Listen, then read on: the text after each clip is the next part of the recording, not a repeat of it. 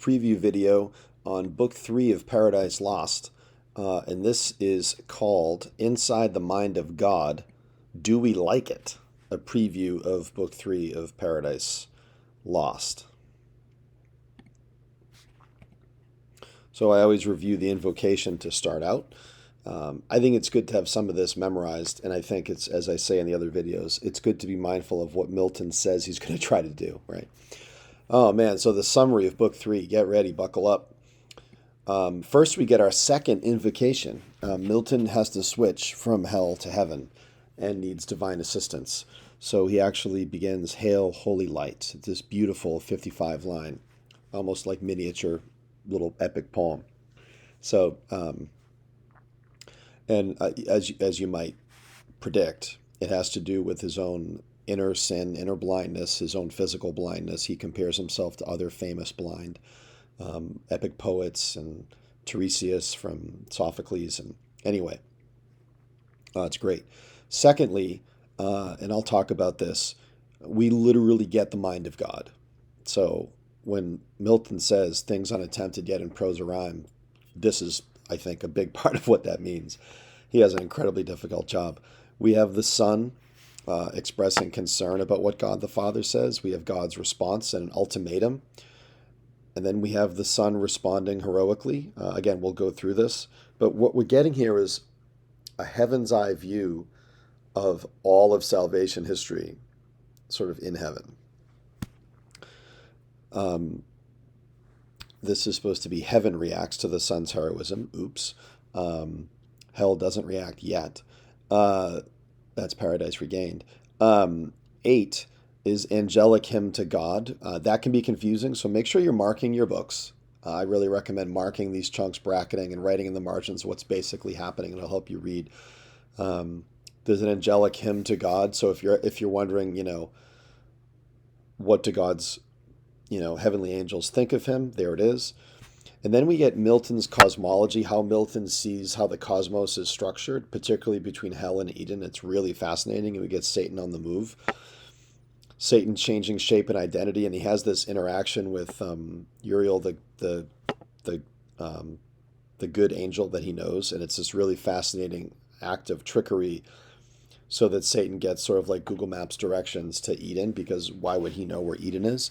And then there's this great little slimy moment at the end where Satan, in disguise, bows to this angel that he hates. So just take a sec and stop the video and maybe bracket your book. Okay. There's actually not one obvious passage. So because we've talked about Satan constantly for 2 chapters, I thought we would pay attention to God, because he gets a lot of bad press normally, but in Paradise Lost, and you can make up your own mind, obviously. So, just like in the ancient Greek epics, Milton's biblical God can see everything that's happening, which is why in the debate in Pandemonium, I forget which demon it is, but we're not surprising God here. We're not going to do a surprise attack, right? So God says to his Son, only begotten Son, seest thou what rage transports our adversary? So again, curiously, God begins with a question. Even though it's a rhetorical question and he knows the answer, we probably don't think of God asking questions. Whom no bounds prescribe, no bars of hell, nor all the chains heaped on him there, nor yet the main abyss wide erupt can hold. So bent he seems on desperate revenge, talking about Satan, that shall redound upon his own rebellious head. And then we get a little change. And now, through all restraint, broke loose, he wings his way not far off heaven, in the precincts of light, directly toward the new created world. And man there placed, with purpose to essay if him by force he can destroy, or worse, by some false guile pervert. God knows that Satan escaped. God knows where Satan's going, and God knows what Satan's going to do. And shall pervert. And then he knows that Satan's going to succeed. Now, theologically, we get it, right? This is, if God is who we think God is, God can't be surprised. God can't be shocked by Satan's behavior. God has to know this stuff. but as a literary character, it feels problematic to me. And shall pervert, for man will hearken to his glozing lies and easily transgress the sole command, sole pledge of his obedience. Don't eat the fruit of the tree of the knowledge of good and evil, right? So will fall he and his faithless progeny. Another set up rhetorical question. Whose fault? Whose but his own? Ingrate. Now he's talking about mankind. He had of me all he could have. I made him just and right, sufficient to have stood, though free to fall. Such I created all the ethereal powers and spirits, both them who stood and them who failed. So again, God just sort of railing against disobedience to him on any level, the angelic level, which has happened. And it seems like man hasn't fallen yet, but God knows he's going to fall. He's talking about what's going to happen. Freely they who stood and fell who fell, not free. What proof could they have given sincere of true allegiance, constant faith or love, where only what they needs must do appeared, nor what they would? What praise could they receive? What pleasure I from such obedience paid, when will and reason also is choice, useless and vain of freedom both despoiled, made passive both, had served necessity, not me. God seems a little why is he defending himself? I just find it interesting. I guess Milton has to create a character, so he has to have God thinking about something, and this would be logical. But it really makes him feel like an insecure parent whose kids are disobeying him, not an omniscient God. They, therefore, as to right belonged, so were created, nor can justly accuse their maker or their making or their fate, as if predestination overruled their will, disposed by absolute decree or high foreknowledge. They themselves decreed their own revolt, not I. So this is a sort of theological preemptive strike God is embodying here, right? God is saying, before Adam and Eve even fall, he knows they're going to fall. He knows how they're going to fall. He knows that they're going to blame each other, and they're going to so the blame will land on God at some point, and God basically deflects that blame, that it's their fault. He said, if I knew this was going to happen in advance, foreknowledge had no influence on their fault, which had no less proved certain unforeknown.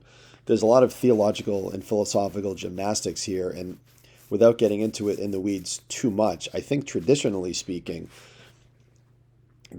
the way that God can know man's going to fall but not cause it is that God exists outside of time and space and everything. So he's not existing in the same mode as man is, as Adam and Eve are. But anyway, that's not really discussed here.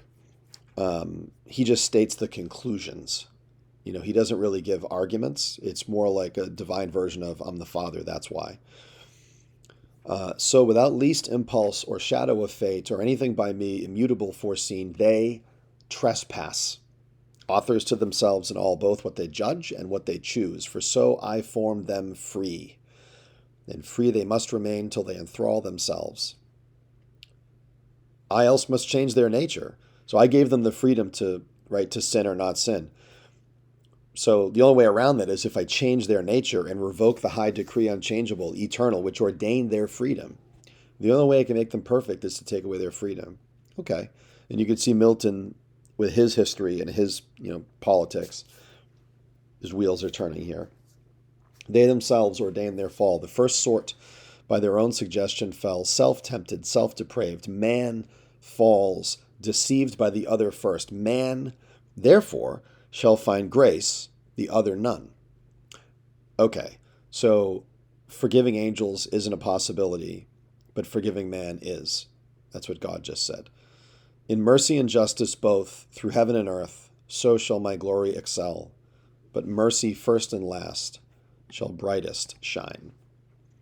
So God gets a lot of bad press in Paradise Lost, probably except from C.S. Lewis, who I think says some critical things, but he really likes looking at this poem as a work of iambic pentameter theology that's flawed rather than just as a complex modern poem. But and that's a huge, understandably a huge generalization of Lewis's criticism from a preface to Paradise Lost, but I really believe it. So this is worth time. What do you make of the fact that he gets this speech at all? What do you make of the fact that God seems to need to work out his thoughts? Because he seems to. He seems to feel the need to defend himself before anything even happens. So I think that's worthy of conversation. Um, is Milton are Milton's loyalties more to theological consistency about who God is? Do we even know what Milton thinks God is here? Or is it sort of borrowing from a long tradition of, powerful gods also being literary characters, right? Whether it's Zeus or Athena or Poseidon or whoever.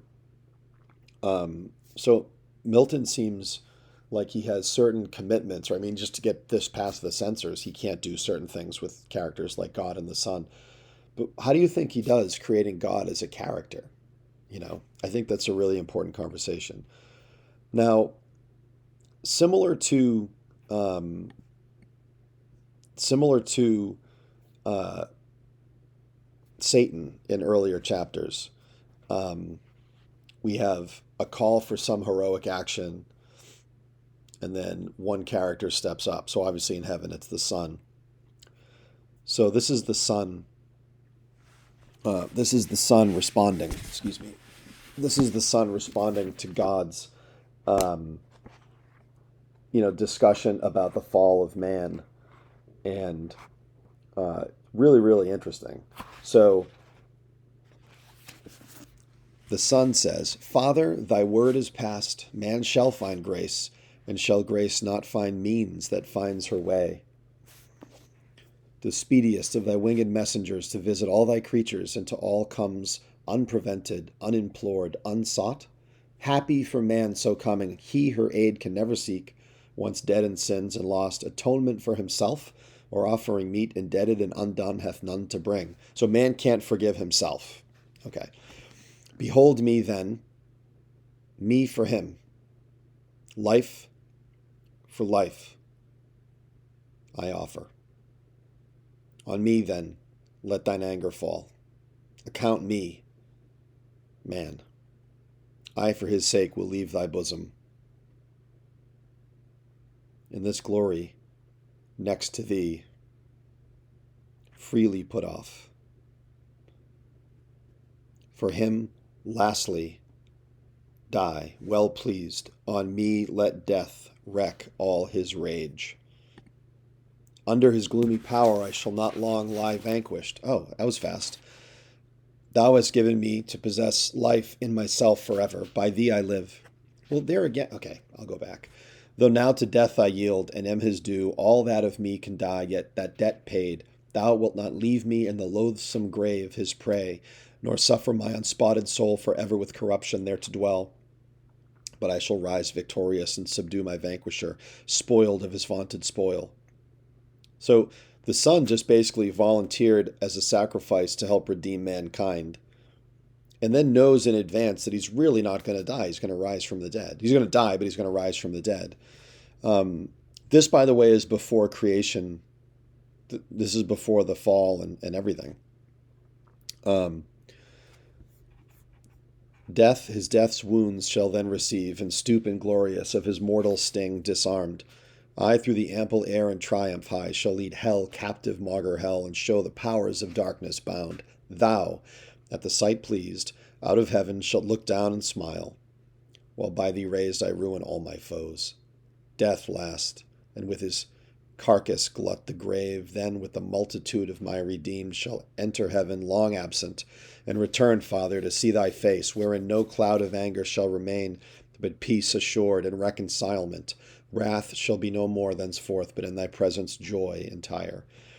That is interesting stuff here. So I was thinking in college I read this book of philosophy by St. Anselm called Cur Deus Homo, Why God Became Man. And the basic argument Milton voices here, which is only, man sinned against, man committed the sin, so a man has to be at the heart of the redemption. But the sin was committed against God, so it also has to be a divine character. So only someone who's both God and man could affect our salvation, and that's what he's saying here. Me for him, life for life I offer. So it's called the ransom theory of salvation. But it gets interesting. It reminds me of The Dream of the Rood, the Anglo-Saxon poem in which the tree on which Christ is hanged gets to talk, actually. Um, but the crucifixion scene as seen as an act of heroism, that Jesus leaps on the cross, like it isn't sort of a victimizing thing, it's a heroic self-sacrificing thing. And it feels here that like this is as close to Jesus getting to be like a Greek epic hero as possible. Ruin all my foes, glut the grave. I mean, he sounds like an angry Greek warrior here. Um, but this is basically, you know, the whole passion, death, and resurrection of Christ, all in a couple of pages. So again, just like I asked about God, what do you make about Jesus as a character? Um, and then here's a cool thing. When God asks, what do we do about man's fall? Who's going to sacrifice himself? Everything. All the heavenly choir stood mute. And that word mute is used intentionally because it was used earlier in book 2, where they realized they needed someone to go to Eden to tempt Adam and Eve, and hell stood mute. So it's interesting, like the heroism of Satan and the Son are both set in a context of fearful silence, which I think is a really interesting choice. And if someone like Milton is repeating a word, know that it's on purpose. Okay, suggestions for further journaling and discussion. Journal about the early impressions you have of heaven, and then be opinionated. You can leave your own theological opinions at the door or insert them, but look at what's literally here and talk about it. And then I typed a few opinions about God written by scholars, really well-known Miltonists, and maybe pick one or a couple and wrestle with them. So here they are. This is from Douglas Bush, English Literature in the early 17th century. If at times he, God, seems to resemble an almighty cat watching a human mouse, the trouble lies in the somewhat legal character of Christian theology itself and in the inevitable effects of dramatization. God suffers, paradoxically, through being the mouthpiece for the very doctrines which clear him of arbitrary cruelty and justify the ways of God to men. Okay. William Empson's Milton's God. The reason the poem is so good is because it makes God so bad. You can also see like people's theology enter into their criticism. It's really hard to leave your opinions at the door when you're reading literature, and especially literature that's so sort of theologically and philosophically charged as Paradise Lost. And then Northrop Frye is a great critic. He has some essays on Milton. Nowhere else in Milton is the contrast between conceptual and the dramatic aspects of a situation already glanced at so grotesque, between recognizing that God is the source of all goodness and introducing God as a character saying, I am the source of all goodness. The father observes the improved behavior of Adam after the fall and parenthetically remarks, my motions in him. Theologically, nothing could be more correct. Dramatically, nothing is better calculated to give the impression of a smirking hypocrite. So pick one of these and tell me what you think. I hope these videos help, and happy reading.